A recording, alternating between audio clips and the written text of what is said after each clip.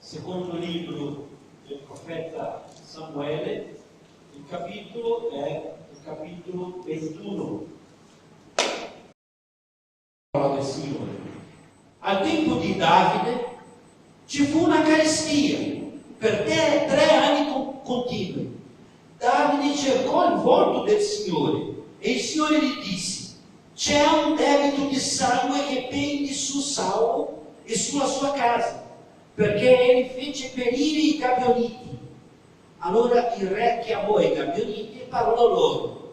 I Gabioniti non fecero parte dei figli di Israele, ma erano un residuo degli Amorrei. I figli di Israele si erano legati a loro per giuramento. Tuttavia Saulo, nel suo zelo per i figli di Israele e di Giuda, aveva cercato di sterminarli. Davide disse ai Gabioniti: che cosa devo fare per voi? In che modo posso espiare il torto fattovi? Perché voi benediciate l'eredità del Signore? I Gabioniti gli risposero: tra noi e Saulo e la sua casa non è questione d'argento o d'oro, e non aspetta a noi di far morire gente di Israele. Il re disse: che cosa volete dunque che io faccia per voi? Essi risposero al re: poiché quell'uomo ci ha consumati e aveva programmato di sterminarci per farci sparire da tutto il territorio di Israele. Consegnateci 7 uomini tra i suoi figli e noi lo impiegheremo davanti al Signore a Gibea di Saul, l'eletto del Signore. Il re disse: ve li consegnerò. Il re risparmiò Mefiboset, figlio di Jonathan, figlio di Saul, a causa del giuramento che Davide e Jonathan, figlio di Saul, avevano fatto tra di loro davanti al Signore. Amen? Noi possiamo vedere questa verità, che è la parola di Dio, questo episodio della parola del Signore, che parla molto chiaro di un giuramento, dei giuramenti. E il titolo del messaggio questa sera è il potere di un'alleanza, il potere di un giuramento, il potere di un'alleanza. Il nostro Dio Padre Celeste ha sempre piaciuto a Lui rapportarsi con i figli tramite alleanze. Ha fatto alleanze con Adamo, come c'è scritto in Osea capitolo 6, ha fatto alleanze con Noè, e addirittura Noè è morto. Ma quando noi guardiamo dopo una tempesta o una pioggia, vediamo questo segno dell'alleanza che Dio ha fatto con Noè e ha fatto anche con noi, perché noi vediamo fino ad oggi l'arcobaleno. È così che funziona. Anche se la persona muore, Dio è talmente fedele quando fa un'alleanza con un figlio o con una figlia, che quell'alleanza rimane per l'eterno. Guarda che cosa meravigliosa. E ha fatto anche alleanze con Abramo. Ha detto tantissime volte a Abramo che tutte le famiglie della terra saranno benedette tramite la tua vita, Abramo. È bello sentire questo nella parola di Dio. Dio è il nostro Padre Celeste, piace tantissimo fare alleanze con noi. Ha fatto alleanze con Giacobbe, con Isacco, con il re Davide, con il suo figlio Salomone, con tanti altri. E pensate una cosa bellissima, che continua a voler fare alleanza con te e con me fino ad oggi. L'alleanza più bella che noi abbiamo fino ad oggi, la più precisa, che nessuno può togliere, il patto, l'alleanza è quella eterna, che Gesù, il proprio Dio, è venuto su questa terra, ha versato il suo sangue sulla croce. Questa è l'alleanza eterna. Dio stesso è sceso e al posto mio, al posto tuo, su quella croce ha versato il suo sangue per generare questa alleanza eterna. Amen, Chiesa? È così che funziona con il nostro Padre Celeste. A Lui piace questo, generare alleanze. Ha generato un'alleanza con la Chiesa base di Goito, la Chiesa Battista base di Goito. E per quello che siamo qui. Il fratello Claudio ha detto benissimo: quando una persona è convinta veramente di quello che è successo, non importa quello che succederà più, non importa la sua vita, nulla importa più per quella persona, perché ha la certezza di un'alleanza con Dio Padre, di un'alleanza con Gesù, e ha questa certezza tramite lo Spirito Santo. Solo così. Ed è per quello che noi ci alziamo e veniamo qui ogni domenica. Non solo questo, ma noi siamo qui, siamo Chiesa anche fuori da questo posto, fuori da questo luogo. Amen, Chiesa? Amen. E l'alleanza, questa alleanza eterna con Dio Padre continua ancora e continuerà ancora tramite la nostra vita, tramite le nostre testimonianze. Allora, per capire cos'è un'alleanza, per capire il potere di un'alleanza, bisogna capire cos'è un'alleanza. Cos'è un'alleanza? È una promessa solenne dove vincola 2 o più persone, rende vincolante 2 o più persone. Per fare un'alleanza bisogna che ci siano 2 o più persone. E non solo questo, ma bisogna che ci siano anche gruppi, assemblee, famiglie, amici, organizzazioni, tramite questo giuramento. Quando proprio si conferma un'alleanza, bisogna che ci siano dei testimoni. Sì? Allora noi possiamo capire un esempio chiaro di un'alleanza in questo mondo, sotto il cielo, del matrimonio. Il matrimonio, chi è sposato? Alza la mano. Chi è sposato? Un giorno tu, caro mio, cara mia sorella, caro mio fratello, hai deciso di generare un'alleanza con tuo marito o con la tua moglie. Sei stato tu, nessuno ha puntato una pistola sulla tua testa e dire guarda, tu devi sposare. Questo facevano gli antichi, e era così. Ma al giorno d'oggi no. Hai scelto tu di generare un'alleanza col tuo marito e con tua moglie.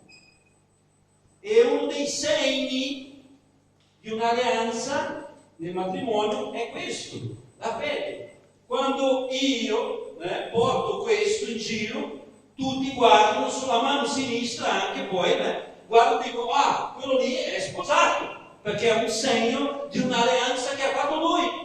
Ha fatto delle promesse alla sua moglie Marta, che è lì, ha fatto dei giuramenti a lei, di essere fedele, di capirla, di amarla più di se stesso, come Cristo ha amato e ama ancora la Chiesa, e se c'è bisogno di dare la sua vita per lei, guarda che alleanza forte che quelli che sono sposati hanno generato.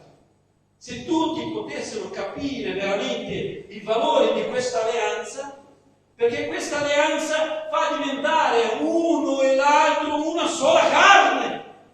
Wow! Per ben 3 volte nel libro della Genesi, anche nel Nuovo Testamento, l'Apostolo Paolo ha parlato di questo in 1 Corinzi capitolo 6, e Gesù ha confermato questo nei Vangeli, che questo è un mistero molto grande.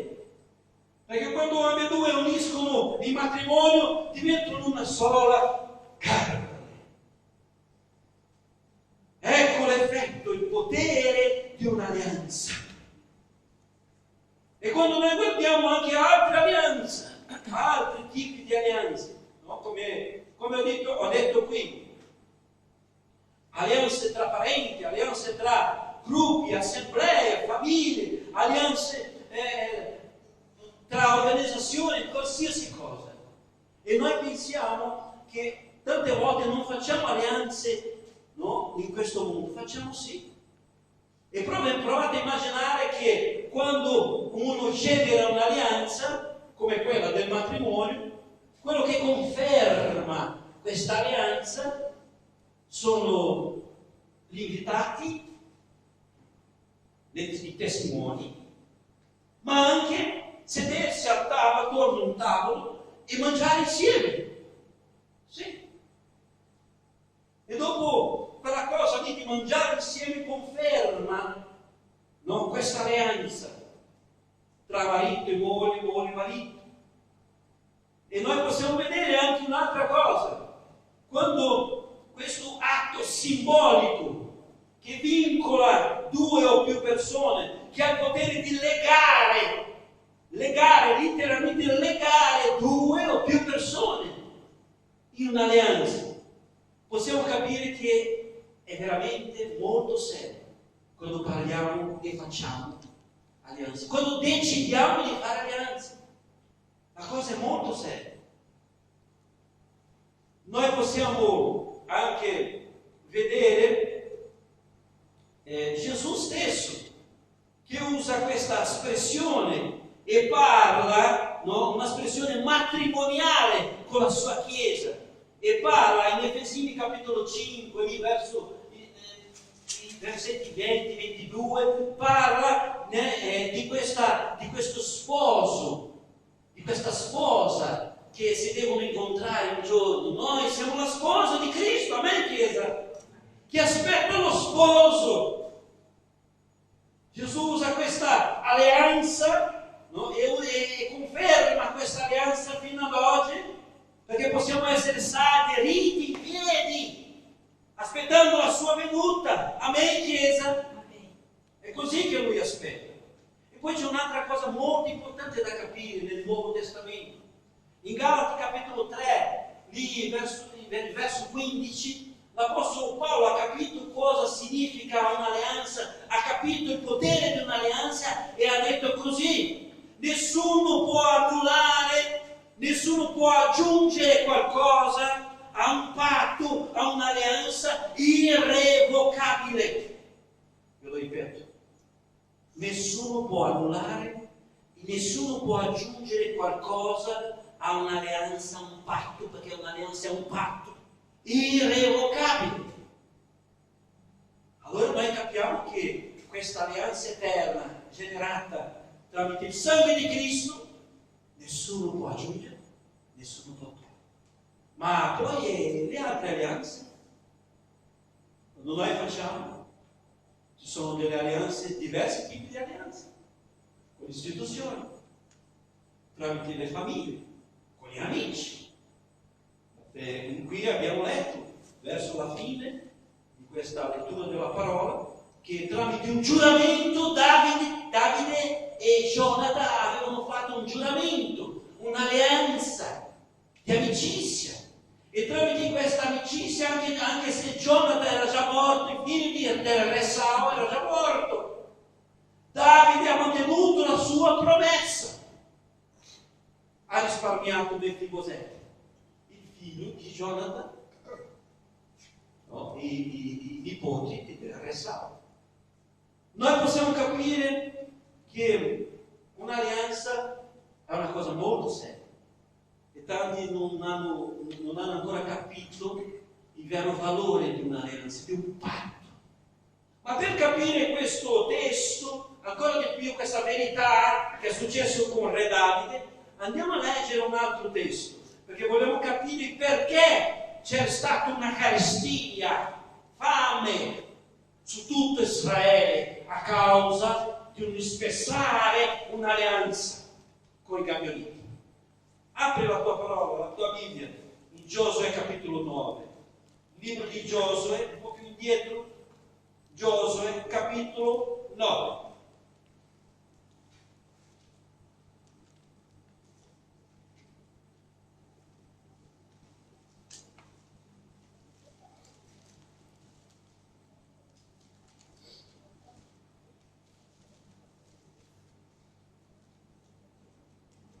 Giosuè capitolo 9.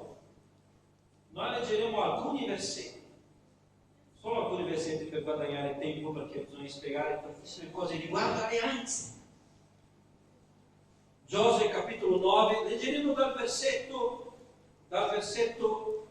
3 in poi. Amen, Chiesa? Giosuè capitolo 9, dal versetto 3. Gli abitanti di Gabaon, i Gabionitti, dal canto loro, quando avevano udito ciò che Giosuè aveva fatto a Gerico e ad Ai, la città di Ai, agirono con astuzia, partirono provvisti di vivere, caricarono sui loro asini dei sacchi vecchi e dei vecchi otri di vino, vecchi e ricuciti. Si misero ai piedi calzari vecchi e rapissati, e dei vecchi abiti addosso, e tutto il pane di cui si erano provvisti era duro e sbriciolato. Andarono da Giosuè all'accampamento di Gilgal e dissero a lui e alla gente di Israele: noi veniamo da un paese lontano, fate dunque questa alleanza con noi. La gente di Israele rispose a questi Ivei: forse voi abitate in mezzo a noi, come dunque faremo alleanze con voi? Ma quelli dissero a Giosuè: noi siamo tuoi servi. E Giosuè a loro: chi siete? E da dove venite? Quelli gli risposero: i tuoi servi vengono da un paese molto lontano, attratti dalla fama del Signore tuo Dio, poiché abbiamo sentito parlare di Lui, di tutto quello che ha fatto in Egitto e di tutto quello che ha fatto ai 2 re degli Amorei, di là dal Giordano, a Sicon, re di Gesbon, e da Oghi, re di Basà, che abitava ad Astarot. I nostri anziani, tutti gli abitanti del nostro paese ci hanno detto: prendete con voi delle provviste per il viaggio, andate loro incontro e dite: noi siamo vostri servi, fate dunque alleanze con noi. Ecco il nostro pane, lo prendono caudo dalle nostre case come provviste. Il giorno che partimmo per venire da voi, e ora eccolo duro e sbriciolato, e questi sono otri di vino che riempimmo tutti nuovi, ed ecco rotti, e questi i nostri abiti, i nostri calzari che si sono logorati per il cammino molto lungo. Allora la gente di Israele prese delle loro provviste e non consultò il Signore. Giosuè fece pace con loro e stabilì con loro un patto, un'alleanza, per il quale avrebbe lasciato loro la vita, e i capi della comunità lo giurarono loro. Ecco il perché la carestia, ecco il perché la fame, nel secondo libro di Samuele, capitolo 21. Sono passati più di 400 anni. Più di 400 anni che questa alleanza durava. Allora la domanda rimane: perché Dio Padre, il nostro Padre Celeste, Padre d'amore, ha permesso una carestia, una fame su Israele, su tutta la popolazione, la regione di Israele, quando il re Davide era re, e non ha fatto questo quando Saul era re? Perché il responsabile di tutto questo disastro, di questa carestia, non era Davide, ma Saul. Perché aveva ucciso i Gabaoniti, aveva spezzato un'alleanza che non era per essere spezzata. Ecco le conseguenze di spezzare un'alleanza quando uno non è autorizzato a spezzare. Perché ha fatto questo il nostro Dio? Perché vi dico una cosa: Dio guarda i figli fedeli che hanno questa fede in Lui, hanno proprio un amore verso di Lui, e fa le cose sorgere, aggiustare, quando i figli veramente vogliono questa alleanza con Lui. Davide lo voleva. Davide, un uomo, la parola di Dio dice, un uomo secondo il cuore di Dio. Sì. Saul non era un uomo secondo il cuore di Dio. Dio fa delle alleanze con figli e figlie quando la persona veramente ha il timore verso di Lui. Perché? Perché l'alleanza tra Dio Padre e l'uomo è intesa non come un contratto, come l'essere umano fa. È intesa tra le parti, il contratto che l'essere umano fa è intesa tra le parti che traggono vantaggi da una parte e dall'altra. Ma l'alleanza di Dio Padre con un figlio, con una figlia, genera amore, prima,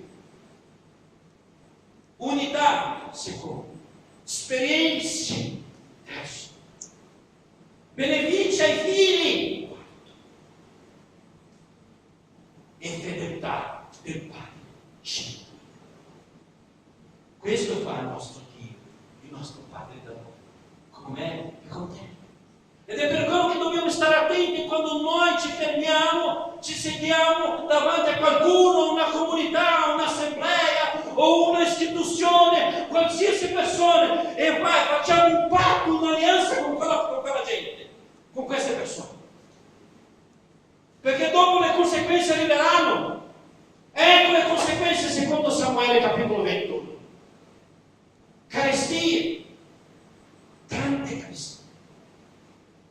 Fame, tanta fame. E queste carestie, questa fame, può essere anche di cibo, ma può essere anche di altre cose. Fame spirituale, fame psicologica,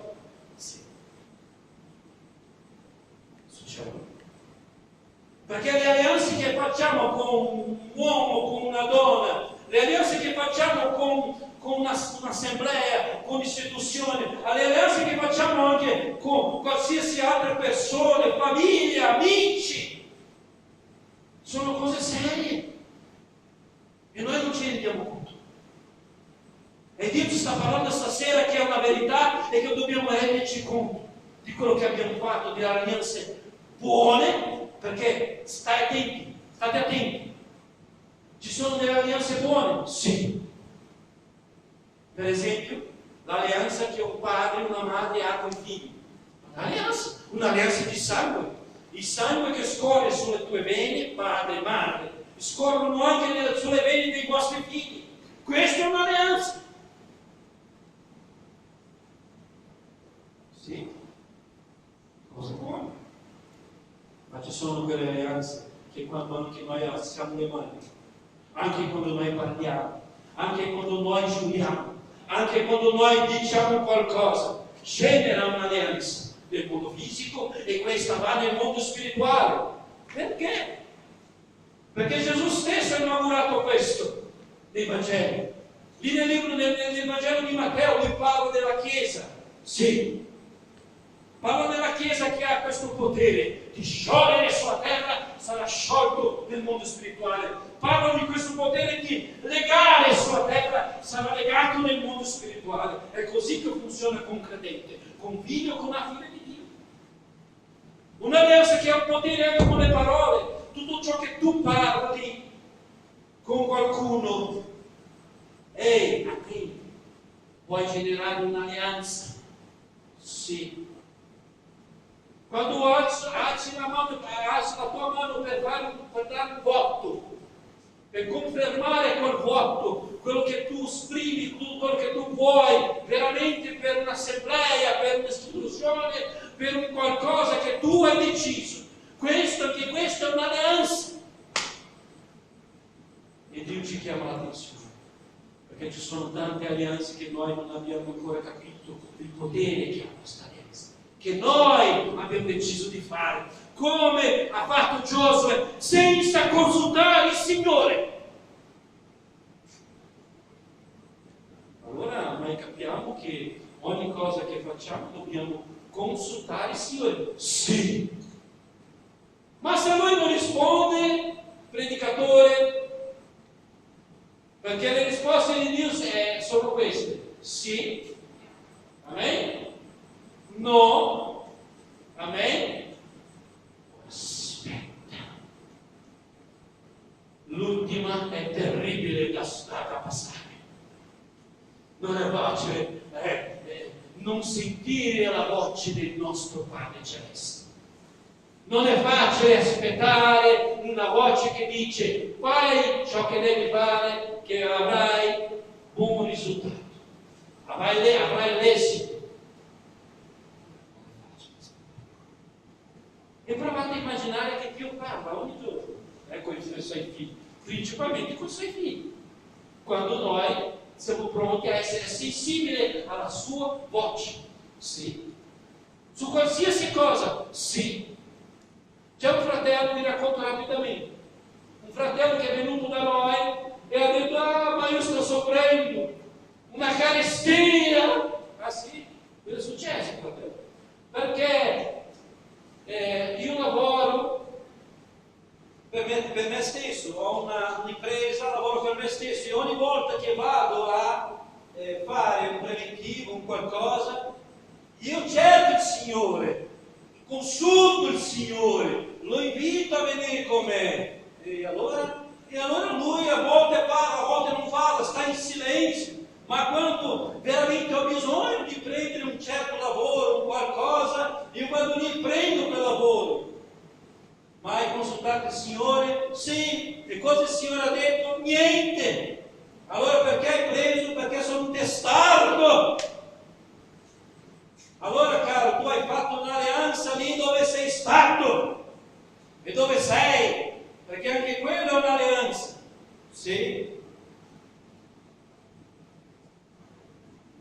E allora arrivano le carestie, arriva la sofferenza, il dolore, perché hai consultato il Signore, ma non hai saputo aspettare la risposta, o non hai ubbidito, perché questo popolo, il popolo di Israele, guidato da Giosuè, ha visto tutto ciò che stava succedendo con i Gabaoniti, che arrivavano da una parte, no? Con una finzione, con delle bugie. È così che noi fino ad oggi generiamo patti, alleanze, perché guardiamo ciò che la persona è, ciò che la persona sta facendo, ciò che succede attorno a quella persona o a quella istituzione, o le promesse che quella persona fa, o le promesse che fanno a noi, e i nostri occhi brillano, e il nostro ego va sopra ciò che Dio ha permesso a noi. Sì. È lì che sbagliamo. Perché ci raccontano di tutto, di cotte e di crude, come si dice. Ci fanno delle promesse meravigliose. Ti dicono che ci mangeremo insieme, vi aiuteremo, faremo questo, faremo quell'altro. Ma Dio ha permesso questo? Allora ci sarà una negazione della fame. A volte non di cibo, ma fame spirituale, fame di tante altre cose. È per quello che bisogna stare attento con ciò che Dio parla ai nostri cuori, alla nostra mente. Sono cose serie, perché Dio Padre ama fare alleanza con i figli, e quelle alleanze che fa con i figli, Lui non torna mai indietro, Lui non permette mai la sofferenza. Possiamo passare anche per le prove, ma Lui è fedele in ciò che dice, in ciò che fa, il nostro Signore. Amen, Chiesa? E continuano ancora con questo potere dell'alleanza. Noi possiamo vedere che gli obiettivi dei Gabaoniti qui in Giosuè, capitolo di numero 9, erano cose di inganno, sì, erano inganno, per la loro paura prima, sì, per non volere essere sconfitti, perché sapevano già che dovevano essere sconfitti dal popolo di Israele, perché non era il popolo di Israele che lottava con quella gente, no, era un Dio stesso, i generali della nostra guerra, delle nostre battaglie, che lottava contro quel popolo, perché aveva fatto una promessa ai figli di Israele di essere fedeli a loro e vincere ogni battaglia. Ed è per quello che noi dobbiamo stare attenti a non fare alleanze con altri dei.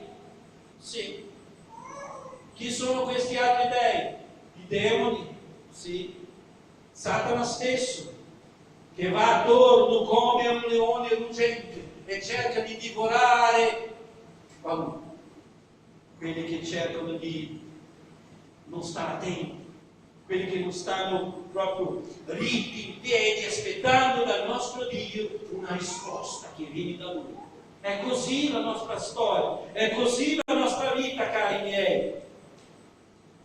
Forse tu che sei qui stasera, stai attento, hai generato o stai generando un'alleanza sbagliata.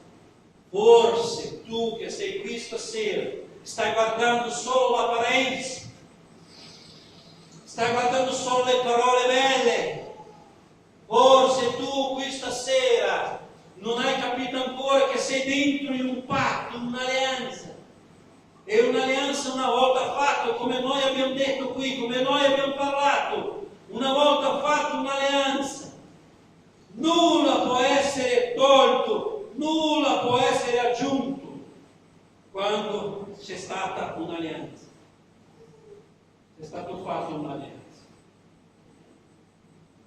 Noi, tornando al testo di seconda Samuele capitolo 21, possiamo vedere e capire che impariamo tantissime cose con questo testo. con questa esperienza del re Davide, non solo con del re Davide, ma con questa esperienza di Giosuè. Sì, perché per ben più di 400 anni questa conseguenza è arrivata su Israele. Quando si sedeva sul trono uno che amava il Signore, uno che aveva il timore di Dio, non quando sedeva sul trono uno che non voleva sapere di Dio, come Saulo. E questa carestia è durata per ben 3 anni continui. Provate a immaginare, perché dobbiamo immaginare questo. Succede una carestia in questa città, le cose cominciano ad essere scarse ovunque, sì. Non solo la parte del cibo, ma qualsiasi cosa, una carestia, per ben 3 anni. Ma, sempre ma, Davide consultò il Signore, cosa che Giosuè non aveva fatto. Davide, il re Davide, consultò il Signore. Perché il re Davide poteva aver sbagliato, sì, ha sbagliato tantissimo. È stato un omicida? Sì. Un traditore? Sì. Tante altre cose. Ma lui sapeva molto bene pentirsi, riconoscere, dare il primo passo. Signore, Padre Celeste, io riconosco che ho sbagliato. E non solo questo, ma ha fatto qui questo testo come un vero intercessore, perché non è stato lui, no, a fare questa strage dentro lì, dei gabioniti. Non è stato lui, non c'era stato lui a fare ciò che è successo in quei gabioniti, uccidere questa gente, spessare un patto che hanno fatto con Giosuè, più di 400 anni. E noi impariamo questo dal nostro Dio stasera. Cosa impariamo? Sono ben 7 lezioni, 7 punti importanti per non sbagliare più e per rivedere ciò che abbiamo fatto, e ciò anche che una chiesa fa, e ciò che un'assemblea fa, e ciò che un'istituzione fa. Cosa sono questi? Primo punto, prima lezione: un'alleanza può portare benefici? Sì, a me chiesa, ma può portare anche rovine. Sì. È per quello che dobbiamo stare molto attenti. Un'alleanza può portare benefici, amen, gloria sia data al nostro Padre Celeste, ma può portare alle rovine. Secondo punto, seconda lezione: cercare il Padre Celeste, cercare Gesù prima di ogni cosa, anche nelle piccolissime cose. Signore, devo fare questo? Signore, sto pregando, ma anche per me stesso, per la mia casa, sto pregando per la mia chiesa. Dobbiamo fare questo. Dobbiamo fare questo patto. Dobbiamo fare questa alleanza. Ma se lui non risponde, amen, gloria sia data al nostro Dio. Aspetta. Noi siamo così, andiamo talmente in fretta, corriamo tanto, noi vogliamo le cose in fretta, noi siamo ansiosi, preoccupati, vogliamo le cose ieri, non domani, vogliamo le cose che siano fatte ieri. Sì, e non sappiamo aspettare. E Dio sa molto bene come guarire le nostre mancanze riguardo all'aspettare. Terzo punto, terza lezione: c'è un debito. Abbiamo letto nel capitolo 21, lì il versetto 1, c'è un debito. Il Signore ha detto a Davide: c'è un debito. Tante volte noi siamo lì, le cose sono scarse, le cose non vanno per la via giusta, le cose sono difficili, sto passando per una prova tanti anni, ma sono tanti anni che passo per questa prova.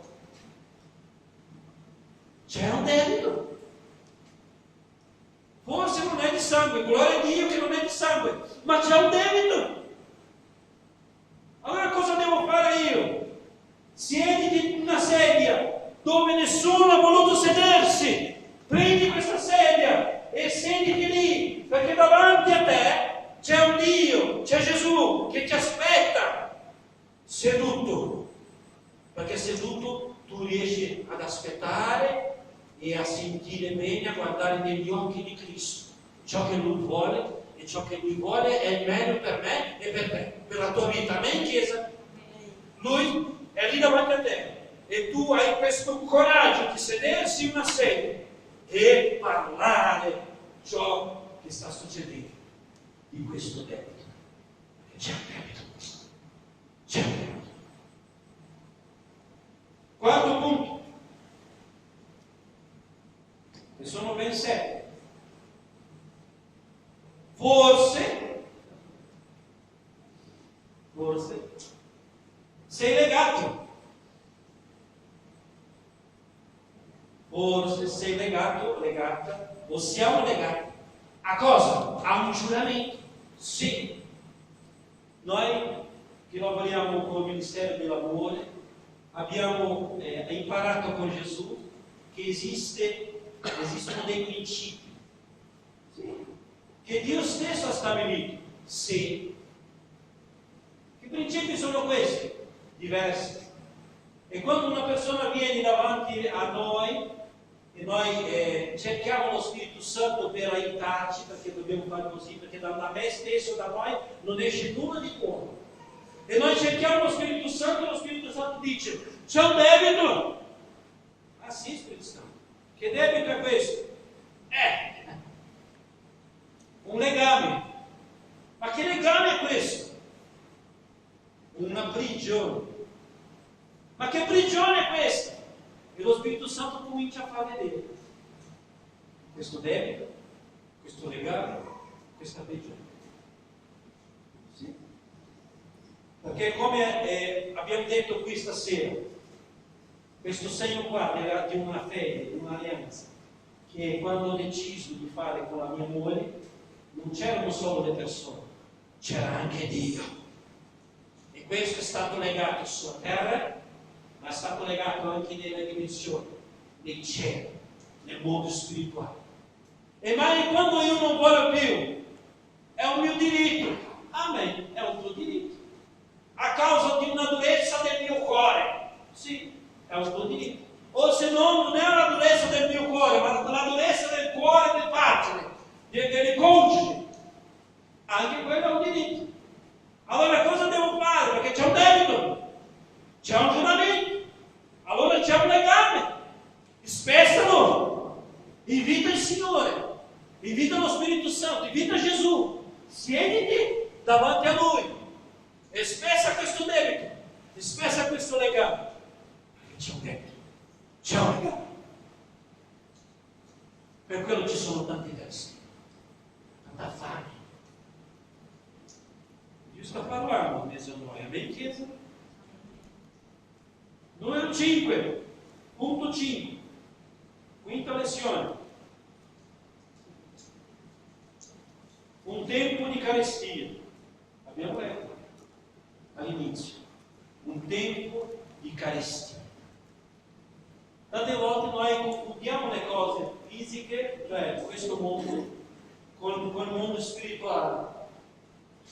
Tante cose noi pensiamo, ma io non ho fatto niente perché potevano succedere queste conseguenze di carestia. Io non ho fatto nulla, Signore, perché per avere questo debito, questo legame. Cosa sta succedendo con me? Sta succedendo con te come è successo con Re Davide. Perché Dio conosce il tuo cuore, Dio conosce la tua mente, Dio sa che tu sei fedele, Dio sa che tu hai timore di Lui. Allora cosa devo fare? Sedersi ancora o alzarsi ancora come un vero intercessore come ha fatto Davide. Cerca il Signore, bussa, cercatemi finché potete trovarmi, bussate fino ad aprire, che io vi parlerò. Così dice il Signore. Punto 6, sto finendo. Punto 6, settima lezione. Versetto 3, è scritto lì, nel versetto 3, espiare il torto.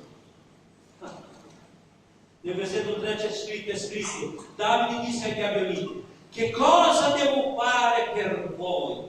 In che modo posso espiare il torto fatto?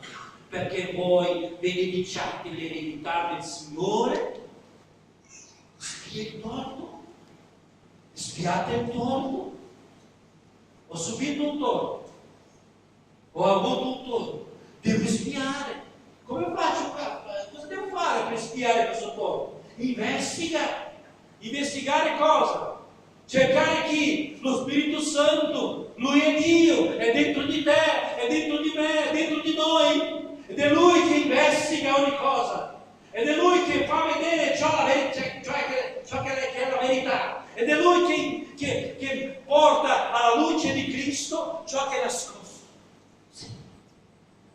Ehi, ascolta il tuo Padre Celeste. Spiare il torto. Settimo e ultimo punto. Rinunciare le alleanze sbagliate. Confermare quella giusta. Rinunciare alle alleanze sbagliate, confermare quella giusta. Esistono ben due alleanze sotto i cieli, che devono essere confermate. La prima, che ogni mese facciamo qui, in questa chiesa, no? Quando va messo qui un tavolo, un altare, perché tavolo è un altare, vanno messi lì del vino, del succo d'uva e del pane. Amen, Chiesa? E quelli che decidono proprio di confermare questa alleanza si alzano la mano, fanno un segno, dicono io voglio, alzando, tu stai facendo un segno che dice io voglio confermare questa alleanza. Che alleanza è questa? L'alleanza eterna, l'alleanza che dice, la parola di Dio dice, che è riconoscere e anche ricordare ciò che Cristo ha fatto sulla croce per me e per te. Quando noi prendiamo la Santa Cena è un memoriale, a me Chiesa, memoriale. Ho detto qui una volta, dico ancora, quando noi andiamo in una piazza, per esempio, do un esempio, piazza Sordello, tanti qui sanno chi è Sordello, è stato un uomo, un po' intelligente, diciamo, che ha tutta la sua storia, e andiamo lì in quella piazza e leggiamo lì piazza Sordello, leggiamo quel nome Sordello, ma lì in quel nome lì, no? Quando leggiamo quel nome, sappiamo molto bene che questo uomo è morto. Non vive più. Ma quando facciamo questo memoriale qui e decidiamo di confermarlo, c'è un uomo che è stato crocifisso, ma al terzo giorno è risorto. Questo nome si chiama Gesù Cristo di Nazareth e vive ancora dentro di me e dentro di te. Amen, Chiesa? È l'unico memoriale che la persona è viva. L'unico in questo mondo che la persona è viva. Gesù è vivo. Amen, Chiesa? E quando dobbiamo rinunciare alle alleanze che abbiamo fatto? Perché le alleanze portano delle conseguenze. Sì. Anche quelle che noi non vogliamo. Portano anche le conseguenze di quelle che non abbiamo fatto. Perché i tuoi genitori, che sono autorità sulla tua vita, anche se sono morti, sono stati sempre autorità sulla tua vita. Hanno generato anche loro delle alleanze. E hanno preso te, la tua casa, i tuoi fratelli, hanno messo dentro in questa alleanza. Ma io non volevo, ma questo è un principio di Dio. Perché? Perché loro sono autorità. Continueranno sempre a essere autorità sulla tua vita. Ma come devo capire cosa devo fare per spezzare queste alleanze, rinunciare a queste alleanze che io non ho fatto? Consulta il Signore, chiedi allo Spirito Santo. E tante volte noi lasciamo stare. Continuiamo a fare alleanze con persone, con istituzioni, con amici, e come se non fosse. Ci sono delle conseguenze, come noi abbiamo visto stasera. Di che dobbiamo stare? Per favore, tutta la Chiesa, noi dobbiamo pregare. Quando noi capiamo da parte di Dio questa verità riguardo all'alleanza, ci sono tante altre cose riguardo al potere che esiste quando una persona genera o un gruppo di persone generano un'alleanza. Ci sono tante altre cose da spiegare, ma non abbiamo tempo. Ma quello che il Signore ha messo nel mio cuore, e ha messo anche nei vostri cuori stasera, è sufficiente per capire il potere, per capire la gravità che genera un'alleanza che tu hai fatto o che hanno fatto e hanno incluso la tua storia, la tua vita. Amen, Chiesa?